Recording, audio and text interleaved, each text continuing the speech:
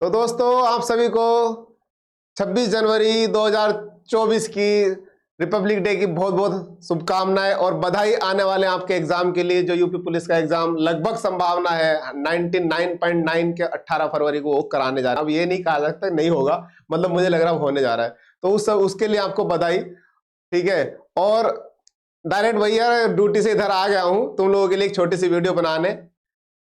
और उस वीडियो के साथ ये और जानकारी है कि यार बहुत समय से हो सकता है मेरे चैनल पे इस सुनील स्टडी स्टेशन पे आप वीडियो ना देख रहे हो, क्योंकि हम लोग दूसरे चैनल पे अपनी एक वीडियोस बना रहे हैं।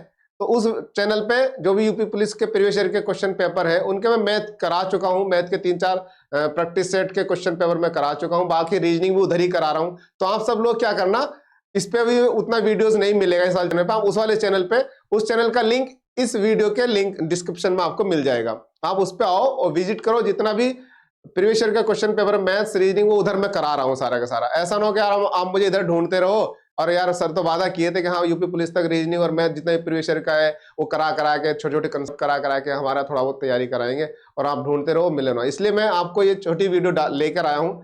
10 से 15 प्रश्न है ये भी प्रीवियस ईयर के ही है। शायद दिख पा रहे होंगे, आपको नहीं दिख रहे तो थोड़ा बड़ा कर लेता हूँ यार, दिखता नहीं है कई बार ये। उस पे वो समस्या नहीं है, उस पे हम लोग पूरा पीपीटी से पढ़ा रहे हैं। शायद आपको दिख पा रहा है क्या, नहीं मुझे लग रहा है दूर से दिख तो रहा है थोड़ा थोड़ा। चलो मैं बोल के बता दे रहा हूं, ठीक है। ये 15 क्वेश्चन है, ये मैं बस ये बताने की कोशिश कर, बहुत आसान से सवाल आते हैं यार। मैं रीजनिंग अभी यहाँ पे ये रीजनिंग 15 क्वेश्चन करा रहा हूँ, इसी तरीके से इसके बाकी के क्वेश्चन भी मैं उस चैनल पे अपने करा दूंगा पीपीटी के थ्रू। ये मैं सीधा पीडीएफ के थ्रू लाया हूँ, टाइम थोड़ा शॉर्टेज था इसलिए मैंने चलो आपको इन्फॉर्मेशन देने के लिए, जिससे आप लोगों को जानकारी चले जाए कि हाँ मैं उस चैनल पे वो लगातार पढ़ा रहा हूँ और उसमें मैंने 3 से 4 वीडियोस प्रीवियस ईयर के मैथ की करा दी। तो उस चैनल का नाम हमारे केवली द विजडम है, आप उस पे आइए, उसका डिस्क्रिप्शन इस वीडियो के लिंक में मिलेगा, ठीक है। तो आप उसको ज्वाइन करिए, उस पे वो सारी की सारी वीडियोस मिल रही है। मतलब मैं रेगुलर पढ़ा रहा हूँ लेकिन इस पर नहीं उपलब्ध नहीं हो पा रहा था, तो मुझे लगा यार आप लोग परेशान हो रहे होंगे, तो आप सबके सब आइए। और आज ये 26 जनवरी का दिन था तो मैं सोचा चलो आज अपनी ये वीडियो जो है वर्दी में ही बना ली जाए, इससे भी आप लोगों को मोटिवेशन मिलेगा, ठीक है। कि यार बहुत बड़ी चीज होती है, हालांकि जीवन में सभी कुछ नहीं है नौकरी, लेकिन हाँ हम लोग जिस बैकग्राउंड से आते हैं, आप लोग सब जिस बैकग्राउंड से आते हैं, वहाँ शायद हमें लगता है हमारी बेसिक नीड्स होती है कि हमें एक गवर्नमेंट नौकरी मिल जाए। क्योंकि हम लोगों की एजुकेशन उतनी अच्छी नहीं है, हमने ऐसे कोई डिग्री डिप्लोमा के कोर्स नहीं कर रखे कि हम खुद के स्तर पे खुद के लेवल पे कहीं भी जाके देश में विदेश में कोई नौकरी ढूंढ पाए।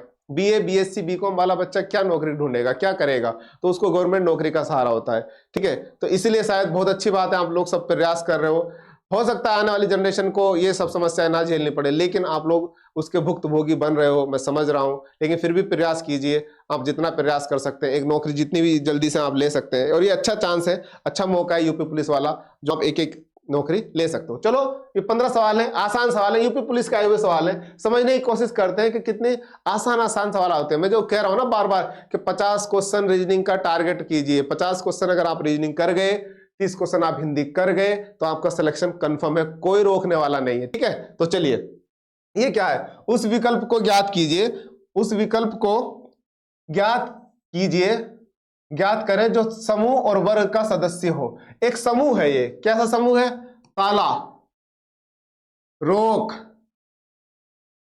कसा हुआ, कुछ इस तरह का समूह है। मतलब एक तरीके से चल रहा है। अच्छा ताले से क्या होती है, रोक लगती है। कसे हुए का मतलब ताले का मतलब एक तरह रोक लगाना भी है, एक मीनिंग वही है। कसे हुए का मतलब क्या है, कसे हुए का मतलब क्या, खिड़की है, खिड़की तो खुली हुई, क्या द्वार है, द्वार भी खुला हुआ, खुला तो खुला ही है। कसे हुए का मतलब बंद है, बंधा हुआ सा, तो इसका मतलब क्या है, बंद। इसके सदस्य क्या है, ये हमारी सामान्य जानकारी पे ऐसा सवाल आता है जो छटवाता है, ग्रुप छटवाता है, ये किस ग्रुप का है, ये किस ग्रुप का है। अब ये अगला सवाल देखो फटाफट, लुप्त संख्या ज्ञात करो। मैंने नंबर सीरीज कराई है आपको, अपनी छोटी छोटी वीडियोस पढ़ी है, इस चैनल पे पढ़ी है, उस चैनल पे भी मैं ये कंसेप्ट के साथ करा दूंगा, केवली द विजडम पे। अपने इस चैनल पे वो रीजनिंग की वीडियोस पढ़ी है छोटी छोटी, मैंने नंबर सीरीज कराई, वो नंबर सीरीज आप आराम से पता निकालते चले जाओगे। मैं बस यहाँ पे थोड़ा थोड़ा बताने आया हूँ। ये क्या है, एक, ये क्या है, चार, चार क्या हो सकता है, अच्छा 2 का वर्ग हो सकता है। मैंने आपको बताया था ना, सीरीज अचानक से बढ़े तो वो क्या होगी, या तो गुणा होगी, या किसी चीज का वर्ग होगी, या किसी चीज का घन होगी, ये मैंने आपको बताया। अचानक से बहुत तेजी से बढ़ रही है, बढ़ रही का मतलब 4 के बाद सीधा 27 आया, तो 27 क्या है, ये 27 3 का घन है। ये 256 क्या है, ये क्या है, अगर आप देखोगे तो ये 4 का 4 टाइम्स वो है, गुणा है, मतलब 4 की 4 टाइम्स गुणा है, ठीक है। ये इस एक को भी आप क्या लिखते हैं, एक को एक बार, एक का वर्ग कह लो, एक को एक ही बार लिख देंगे, 2 का वर्ग, 3 का घन, 4 का वर्ग। और तो इसका मतलब अगला क्रम क्या आएगा, अगला क्रम आएगा 5 का 5 बार मल्टीपल। और जब आप 5 का 5 बार मल्टीपल करोगे तो क्या आ जाएगा आपका 5 ये आ जाएगा उत्तर। ठीक है, जब आप 5 को 5 बार मल्टीपल करोगे तो सीधा विकल्प निकल के आ जाएगा। 5 को आपस में 5 बार गुणा कर लेना, उत्तर आ जाएगा आपका। मैं गुणा नहीं करा रहा हूं, मैं आपको बस बता रहा हूं कि कैसे क्रम निकालना है। ठीक है,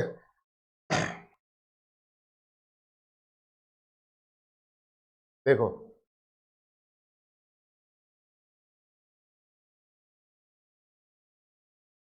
अरे भाई देखो, श्रृंखला में लुप्त संख्या है, श्रृंखला में लुप्त संख्या x और y, श्रृंखला में लुप्त संख्या x और y ज्ञात करें। आपको दिख रहा है ना, मैं ये देख लेता हूं सवाल आपको दिख पा रहा है कि नहीं। हाँ, सवाल दिख रहा है, तो देख लीजिए। श्रृंखला में x और y ज्ञात करें और y और x का मान ज्ञात करें। मतलब हमें x और y निकालना है और फिर उनका जोड़ का हमें उत्तर निकालना है। ये है 20, ये है 22, 20 क्या, 2 का अंतर, 2 का अंतर, 24 और 2 26, 2 का अंतर, 26 के बाद क्या होना चाहिए, 28 होना चाहिए 2 का। और अगर 28 करूंगा तो फिर 28 के बाद क्या, ये 4 आ गया। और 32 के बाद क्या, फिर ये 4 जुड़ गया, तो इसका मतलब फिर से यहाँ 4 आएगा। ये तो आ रहा है क्रम, देखो 2 2 2, ये तो 2 2 2 चलता जा रहा है। फिर ये क्या 4 आ गया। ठीक है, आप कह सकते हो कि सर हो सकता है यहाँ भी 4 आ जाए, यहाँ भी 4 का जोड़े तो 26 में 4 जोड़ेंगे 30 हो जाएगा, तो 30 के बाद तो फिर 2 हो रहा है। तो ऐसे नहीं, गड़बड़ाती नहीं है सीरीज, एक क्रम से चलती है। तो इसका मतलब ये 26 के बाद 2 जुड़ेगा तो x का मान कितना हो जाएगा, 28 हो जाएगा। और ये फिर 4 की चल गई, 28 4 32, 32 4 36, 36 4 40, मतलब y का मान 40 हो जाएगा। तो y बराबर 40 हो जाएगा। 40 में को 28 जोड़ेंगे, क्योंकि y प्लस x का मान निकल रहा है, तो 40 में को 28 जोड़ेंगे तो कितना हो जाएगा, 68 हो जाएगा। ये नॉर्मल सवाल है। ये देखो, संख्याओं की वह जोड़ी ज्ञात करें जो पैटर्न में उपयुक्त होगी। पैटर्न दे रखा है एक, ये क्या है, ये 11 है, ये क्या है 121, 11 का वर्ग होता है। ये क्या है तेरे, ये 11 का घन होता है भाई। ये क्या है, ये जब आप इतना पता चल गया ना तो आपको ये निकालने की जरूरत भी नहीं, आपको ऑटोमेटिक पता चल गया कि 11 की सीरीज बना दी, 11 का पहाड़ा दे दिया और 11 का पहाड़े को उसका 1 घात 2 घात 3 घात, और फिर ये 11 का मतलब ये 11 के आप 4 घात करोगे तो ये आ जाएगा। और जब यहाँ निकालना तो इसका मतलब 11 की घात 5, 11 को मतलब 11 की घात 5 करना पड़ेगा, वो उत्तर निकालना है। करके देख लेना, 11 की घात 4 ये, इसी को बस 11 से और गुणा कर देना, जो 14641 है ना, इसी को 11 से और गुणा कर देना, उत्तर आ जाएगा आपका, उत्तर निकाल लेना। अगला सवाल है, दिए गए विकल्पों में से कौन सी श्रृंखला का तर्क निम्न श्रृंखला के तर्क के समान है। इसका मैंने आपको बताया है। आप एग्जाम में भी क्या करें, अगर आपको ये ABCD इन सारे नंबर इन मतलब जिनकी पोजीशन होती है, अगर वो आपने याद नहीं की है, वो याद नहीं कर पा रहे हैं आप, तो क्या करना है, एग्जाम में भी आप सबसे पहले कॉपी पे जाके वो सारा उतार लेना, ABCD जो उनका नंबर लिख लेना, 1 2 3 4 उनके पोजीशन नंबर, तब भी आप कर सकते हैं। हालांकि याद करिए, और ऐसा सवाल जब भी आए तो आप इनकी पोजीशन लिखिए। इसकी पोजीशन क्या होती है, 7, जी का पोजीशन 7, I की होती है 9, K की होती है 11, M की होती है 13, O की होती है 15। तो आप अगर देखोगे तो क्रम इसमें दिख जाएगा, 7 2 9 9 2 11, 11 2 13, 13 2 15, मतलब 2 2 का अंतर चल रहा है। ऐसे ही क्रम वाला, बराबर अंतर वाला या 2 2 अंतर वाली ऐसी कौन सी इसमें है सीरीज, वो देख लेनी है हमको। तो देखो भैया, ये x, पहले इस वाली को देख लेते हैं। अब x है 24, x का मान होता है, पोजीशन होती है 24, 24 2 26, 26 में 2 जोड़ा b, b में 2 जोड़ा d, d में 2 जोड़ा f, आगे यही सीरीज दे रखी है, पहले उत्तर। बाकी देख लो चाहे आप, ये क्या है, x में को 1 जोड़ा 25, 25 में को 3 जोड़ा b, 3 में को 2 जोड़ा, तो ये गड़बड़ हो रही है सीरीज। आप देखोगे तो बराबर बराबर के अंतर वाली सीरीज है और ये विकल्प ए हो जाएगा। ठीक है, अगला सवाल देखते हैं।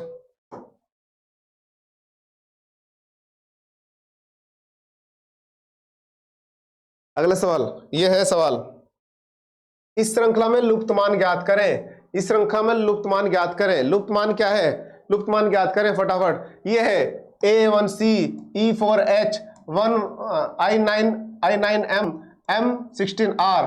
ए की पोजीशन आपको पता है 1, इसके बाद पहले की पोजीशन देखो जरा, 1 में कुछ 4 जोड़ा, मतलब ई की होती है 5, इसकी होती है 9, इसकी होती है 13। तो देखो 1 में कुछ 4 जोड़ा 5 आ गई, 5 में कुछ 4 जोड़ा 9 आ गई, 9 में कुछ 4 जोड़ा 13 आ गई, 13 में कुछ 4 जोड़ूंगा 17, मतलब क्यू आनी चाहिए क्यू। तो अगला जो यहाँ पे जो विकल्प आएगा उसमें सबसे पहला अक्षर तो आना चाहिए क्यू। क्यू किस किस में है, क्यू इसमें है और इसमें है, इसका मतलब इसमें नहीं है, दोनों विकल्प कट जाएंगे। ठीक है, उसके बाद क्या आ गया, अब हम चलते हैं इस वाले पे पता कर लेते हैं। ये है C 24, वो C का मान 3 और 3 और ये है H 8, 3 और 5 8, H में को 8 में को 5 जोड़ेंगे 8 5 13, 13 5 18, 18 मतलब R होता है, 18 में को 5 जोड़ेंगे 23, 23 किसका मान होता है W का, तो भैया किस मान आना चाहिए, इसका मतलब ये बीच वाले की तो मैं बात ही नहीं कर रहा, यहाँ आना चाहिए W, तो ये हो रहा है Q और W इस जगह दे रखा है। और ये 25 भी देख लो कैसे आ रहा है, ये 1 है, ये 4 है, 2 का वर्ग, ये 3 का वर्ग, ये 4 का वर्ग, यहाँ 5 का वर्ग, 25 आ जाएगा, ये हो गया विकल्प।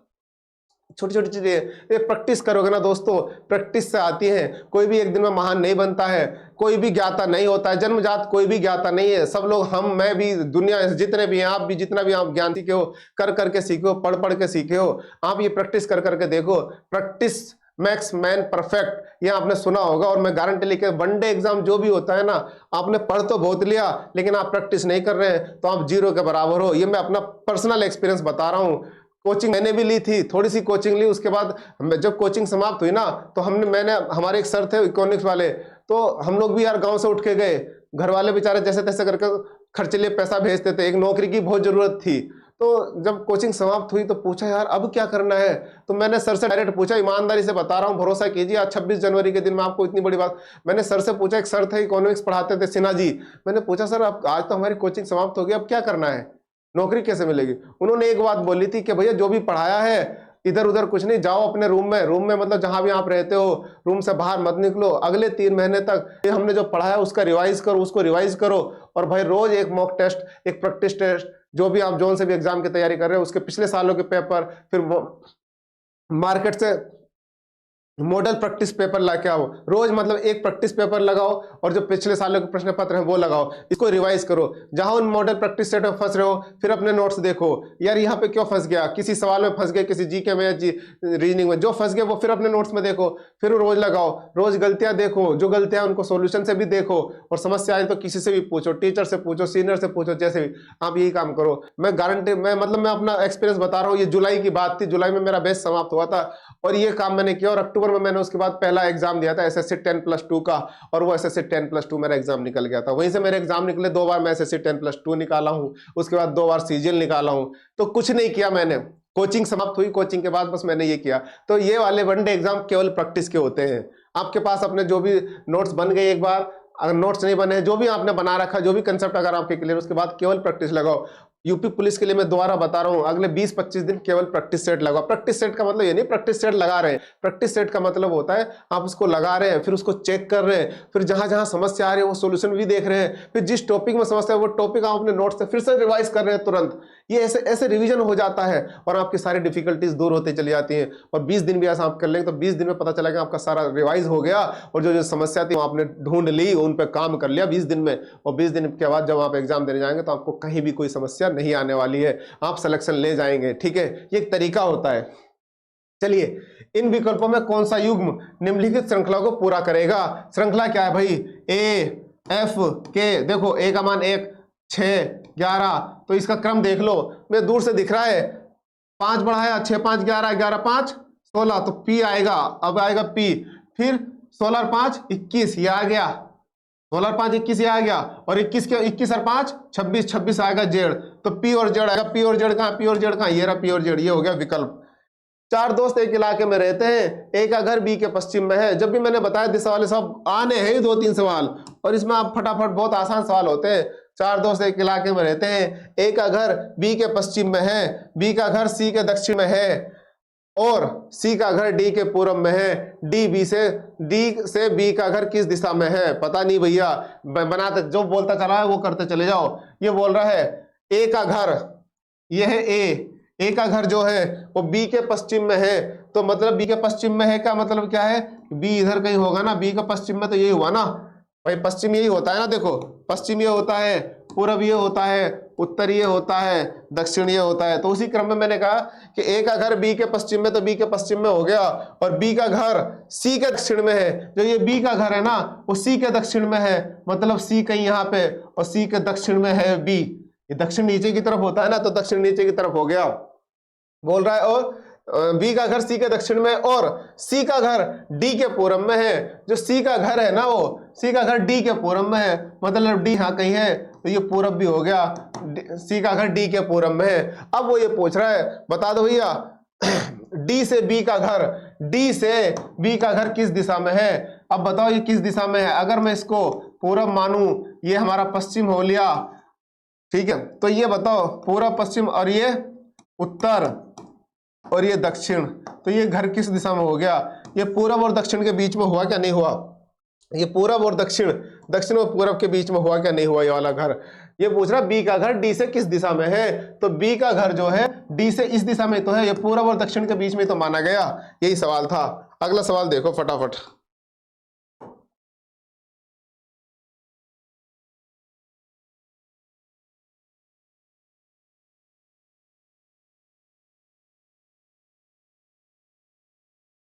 हाँ भाई, सवाल दिख रहा है ना? मैं एक बार देख लेता हूँ, क्यों इस सवाल की शिकायत रहती है कि सवाल दिखता ही नहीं है सर। सवाल दिख रहा है ना? चलो ये देखो सवाल। भाई 6 मीटर पश्चिम में चला, दाएं मुड़ा और आगे 8 मीटर चला। अपने शुरुआती बिंदु पर वापस जाने के लिए उसकी यात्रा करने की सबसे छोटी दूरी क्या है? भैया देख लो, ये है पूरब पश्चिम उत्तर दक्षिण, पूरब पश्चिम उत्तर और ये है दक्षिण, ठीक है। भाई 6 मीटर पश्चिम में चला, कहां से? यहां से चलाओ भाई 6 मीटर, भाई यहां से चला 6 मीटर पश्चिम में, कितना यहाँ आ गया 6 मीटर चल के, ठीक है। दाएं मुड़ा, जब वो ऐसे जा रहा है तो दाएं मुड़ेगा तो दाएं ऊपर की तरफ मुड़ेगा ना, तो दाएं मुड़ा और आगे बढ़ा और कितना चला? 8 मीटर चला। कितने मीटर चला? ये 8 मीटर चला। भाई दोस्तों, अपने शुरुआती बिंदु पे वापस जाने के लिए उसकी यात्रा करने की सबसे छोटी दूरी क्या होगी? यही पूछ रहा है बस। इसे यहाँ आना है, ये यहाँ पे मैंने आपको पाइथागोरस प्रमेय अपनी एक वीडियो में पीछे बताई है, तो पाइथागोरस प्रमेय के हिसाब से मैंने बताया था जब ये तिरछी रेखा निकालनी होती है तो इसका वर्ग और इसका वर्ग करके उनका वर्गमूल निकाल लो। इसका वर्ग करेंगे 8, 8 से 64 और इसका वर्ग करेंगे 6, 6 से 36। इन दोनों को जोड़ेंगे, इन दोनों को जोड़ेंगे तो हो गया 100 और 100 का वर्गमूल निकालेंगे तो आएगा 10, तो ये हो जाएगी 10 मीटर, ठीक है। मैंने बताया था एक वीडियो से, आप देख लीजिएगा उस वीडियो में, इसमें पाइथागोरस प्रमेय लग जाएगी। ये फिर से एक सवाल आ गया, गांव ए गांव बी के पश्चिम में है जो गांव सी के दक्षिण में है, जो गांव डी के पश्चिम में है गांव।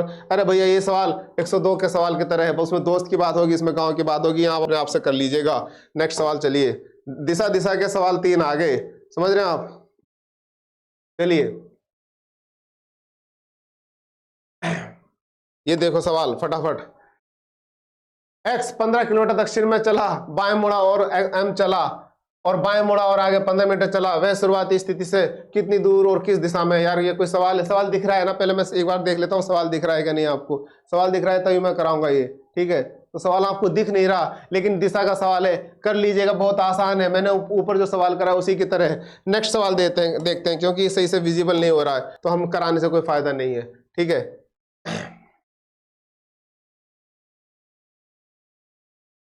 दिख रहा है क्या? पूरा सवाल आ रहा है? आ रहा है। यह देखो, ऐसे कथन और निष्कर्ष वाले कराए थे भाई, ये सवाल आने हैं 2-4। आप क्या कीजिए, मेरे इसी यूट्यूब चैनल पे जाइए, छोटी छोटी शॉर्ट वीडियो पढ़िए रीजनिंग की, उनसे अपने कंसेप्ट क्लियर कर लीजिए भाई, ज्यादा टाइम वेस्ट ना कीजिए। अगर आपके हैं क्लियर तो कोई दिक्कत वाली बात नहीं, तो आप आसानी से लगा लोगे। कथन और निष्कर्ष वाले हैं ये सवाल, कथन और अनुसरण। वो बोल रहे हैं कथन में उसके बाद 2 निष्कर्ष दिए गए हैं और इस कथन को सत्य मानना होगा, और भले ही आम तौर पर ये ज्ञात तथ्यों से अलग प्रतीत होता है, आपको ये ज्ञात करने के दिए गए निष्कर्ष में से कौन सा निष्कर्ष कोई सही है और यदि कोई है, यदि दिए गए कथन का अनुसरण करता है। देखो क्या है ये कथन, वो कह रहा है कोई देश इन दिनों पूरी तरह से आत्मनिर्भर नहीं है, कोई देश इन दिनों पूरी तरह से आत्मनिर्भर नहीं है। इसका मतलब फिर वो कह रहा है निष्कर्ष, इसके निष्कर्ष क्या निकाला? उन सभी बातों को विकसित करना और उत्पादन करना असंभव है जिनकी देश को आवश्यकता होती है। क्या इसका मतलब ये है? आमतौर पर देशवासी आलसी हो गए। आलसी के बारे में तो उसने कोई बोला ही नहीं ना, है ना। इसका मतलब ये बोल रहा है उन सभी बातों को विकसित करना और उत्पादन करना असंभव है जिनकी देश को आवश्यकता होती है। मतलब सभी, मतलब हर देश की। आत्मनिर्भर का मतलब ये होता है कि मैं अपने पास सब कुछ कर लूं, ठीक है। आत्मनिर्भरता ये तो होती है कि जो भी कुछ जरूरत है मुझे वो सब कुछ मैं कर लूं, लेकिन ऐसा नहीं है ना भाई। मैं नौकरी करता हूं, मैं पैसा कमाता हूं, लेकिन मेरे पास ये पेन बनाने का नहीं है, मुझे पेन की भी जरूरत है। तो हम लोग आत्मनिर्भर नहीं बहुत सारी चीजों में। कुछ चीजें हम दूसरे देशों से मंगाते हैं, कुछ चीजें हम दूसरे देशों को भेजते हैं, हम लोग कहीं ज्यादा होती है। तो इसका मतलब बस यही है कि हाँ, ऐसी कोई भी चीज या वो नहीं है कि कोई भी देश सब कुछ खुद कर ले। तो ये इसका मतलब निष्कर्ष केवल 1 निकलता है, तो इसमें से केवल 1 निकलता है। 2, आमतौर पर देशवासी आलसी। इसका तो इस कथन में कोई संबंध ही नहीं ना, कथन से देखना है, इन निष्कर्षों का संबंध इन कथन से देखना है कि हाँ कथन से वो लिंक है क्या नहीं, वो देख लिया तो केवल एक निष्कर्ष अनुसरण करता है, तो ये उत्तर 1 हो जाएगा।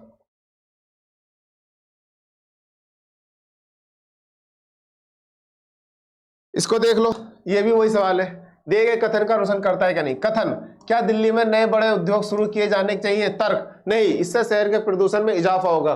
तर्क मतलब कहते हैं ना किसी चीज पर तर्क वितर्क कीजिए, वाद विवाद कीजिए, तो वो यही बोल रहा है। क्या दिल्ली में नए बड़े उद्योग शुरू किए जाने चाहिए। क्या आपको ये दिख रहा है सही? पहले मैं एक बार देख ले रहा हूँ आपको सही से दिख रहा है क्या नहीं दिख रहा है। नहीं दिखेगा तो कोई गड़बड़ नहीं है। हाँ, इससे शहर में प्रदूषण, वो कह रहा है, कह रहा नहीं नहीं, इससे भाई अगर आप बड़े उद्योग शुरू करोगे तो इससे तो प्रदूषण होगा। दूसरा कह रहा हाँ, ये रोजगार के अवसर प्रदान करेगा। केवल तर्क एक मजबूत है। क्या दिल्ली में नए बड़े उद्योग शुरू किए जाने चाहिए, ये कथन है। तर्क कह रहा नहीं, इससे शहर के प्रदूषण में इजाफा होगा। वो कह रहा हाँ, ये रोजगार के अवसर प्रदान करेगा। तो मेरी नजर में तो दोनों ही चीजें हैं, दोनों ही मजबूत हो रही है। हाँ, अगर वो नहीं कह रहा तो सही कह रहा, क्योंकि प्रदूषण भी होगा, और हाँ कह रहा है तो रोजगार के अवसर भी होंगे। तो तर्क दोनों ही बन रहे हैं इसमें। तर्क 1 और 2 दोनों ही मजबूत है। क्यों मजबूत है? अगर हम इससे अगर उद्योग करेंगे तो भाई प्रदूषण तो बढ़ेगा, और हाँ उद्योग लगेंगे तो रोजगार भी बढ़ेंगे। तो ये एक बार इसका आंसर देख लीजिएगा, ठीक है। चलिए नेक्स्ट सवाल देखिए फटाफट।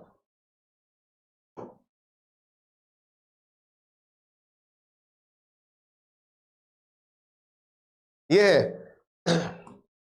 कथन, कई व्यवसायिक कार्यालय 2 से 8 मंजिल वाले भवनों में स्थित है। नंबर 2 दूसरा कथन, यदि किसी भवन में 3 मंजिल है तो वह इसमें लिफ्ट होती है। 2 से 8 मंजिल वाले भवनों में स्थित है। यदि किसी भवन में 3 मंजिलें हैं तो इसमें लिफ्ट होती है।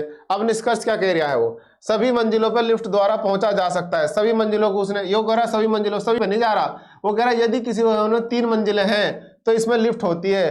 कोई अगर 3 मंजिलें हैं तो लिफ्ट होती है, अगर 3 से कम है तो लिफ्ट नहीं है, वो ये बोलना चाह रहा है। तो इसका मतलब सभी वाली तो बात गलत हो गई। निष्कर्ष दो, तीसरी मंजिल के ऊपर वाली मंजिलों में लिफ्ट होती है, सही कह रहा हूं। यदि किसी भवन में 3 मंजिल है तो उसमें लिफ्ट होती है, मतलब 3 है या 3 से ऊपर उनमें लिफ्ट होगी। तो कथन दूसरा तो ठीक निकल रहा है। 7वीं मंजिल में लिफ्ट है, ठीक है। 7वीं मंजिल में लिफ्ट है तो लिफ्ट है, ठीक है। तो इसमें भी लिफ्ट है, तो कथन 2 और 3 दोनों अनुसरण करते हैं, लेकिन ऐसा हो नहीं रहा। 7वीं मंजिलों में लिफ्ट है। कई व्यवसायिक कार्यालय 2 से 8 मंजिल वाले भवनों में स्थित हैं। अब ये तो लिफ्ट, तो भैया वो कहना चाह रहा है कि इन दोनों कथनों का क्या कह रहा है वो, केवल निष्कर्ष एक अनुसरण करता है, सभी मंजिलों पर लिफ्ट द्वारा पहुंचा जा सकता है। यदि किसी भवन में 3 मंजिल है तो उसमें लिफ्ट होती है, तो सभी वाले तो नहीं होना चाहिए, तो हो ही नहीं सकता। तो पहला वाला तो हो ही नहीं रहा। केवल निष्कर्ष 2, तीसरी मंजिलों के ऊपर वाली मंजिलों में लिफ्ट है। यदि किसी भवन में 3 मंजिल तो उसमें लिफ्ट होती है। केवल निष्कर्ष 7वीं मंजिल में लिफ्ट है, तो ये वाला भी नहीं है यार, केवल ये वाला हो रहा है भाई, ठीक है। केवल दूसरा लग रहा है मुझे तो इसको एक बार देख लो। अच्छा, ये लास्ट सवाल और देख लो फटाफट। फ्लैम्बोयेंट शब्द के अक्षरों द्वारा कौन से शब्द का गठन नहीं किया जा सकता। भैया देख लो, LAMB यो बन रहा है यहाँ से, BOUT BOU कहीं दिख रहा है क्या इसमें? नहीं हो सकता, तो इसी का गठन नहीं किया जा सकता। इस तरीके से हम देख लेते हैं। तो चलिए देख लीजिएगा। अब आप लोग हमारा जो दूसरा यूट्यूब चैनल जिसका डिस्क्रिप्शन इस वीडियो के लिंक में मिलेगा, आप उस पर आते रहिए। उस पर लगातार मैं मैथ और रीजनिंग करा रहा हूँ, ठीक है, प्रीवियस ईयर यूपी पुलिस को टारगेट करके। उसी के साथ जो भी छोटे छोटे कंसेप्ट हैं, जो भी बारीकियां हैं, जो भी बेसिक है, मैं बता रहा हूँ।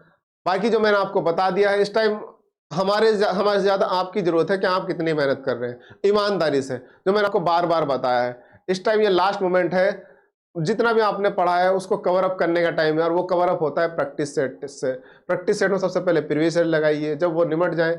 अब तो आप एक दिन में 2 भी लगा सकते हैं, 2 घंटे का 1-1.5 घंटे में खत्म कीजिए। टारगेट करूँगा, मैंने पूरा बताया कि इतना टारगेट ये करना है, इतना टारगेट देख लीजिएगा यार। उसको मैं बार बार आप बता के टाइम वेस्ट नहीं करता हूँ, उस वीडियो को देख लीजिएगा, ठीक है। चलिए मिलते हैं फिर आपको नेक्स्ट वीडियो में। Thank you.